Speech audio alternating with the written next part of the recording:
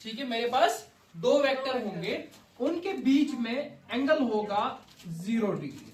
Angle कितना होगा? 0 degree. मे जो वेक्टर उमन वेक्टर दरमियान कोता एंगल 0 डिग्री हेकन इमेजिन कर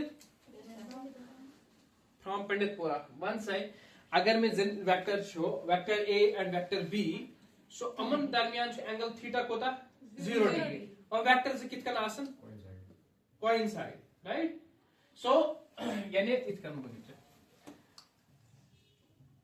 सपोज कर इतना 0 डिग्री इको तो गो 90 इको तो गो 180 इको तो गो 45। सो मे जो वेक्टर अमन कोता एंगल 0 डिग्री ये अख वेक्टर छु में इतकन ब्याक वेक्टर ते छु में इथेकन।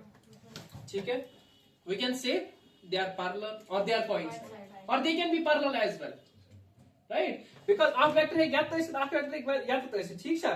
सो still they are not making any angle right. So जो वेक्टर छु अस निश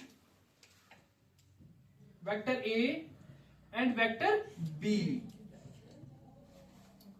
ठीक, ये दो वेक्टर है, इनके दरमियान थीटा कितना है 0 degree. Okay, so these two vector resultant are सासे are simply so that's the vector obviously are vector. So वो होगा ए वेक्टर प्लस बी ये पॉइंट होता है यार। सो अगर इस वेक्टर आसन इनके बीच में एंगल कितना होगा 0 डिग्री।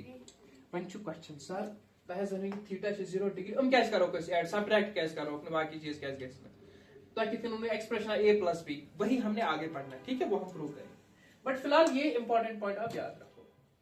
अच्छा दूसरा चीज अगर वो वेक्टर अमन थीटा 180 डिग्री 180 मतलब क्या गो अख वेक्टर छु में या डायरेक्शन में ब्याक छु में ना वेक्टर थीटा 180 मतलब 180 ना अख यप ब्याक क्या तेले बन ये दरमियान एंगल कोता 180 डिग्री।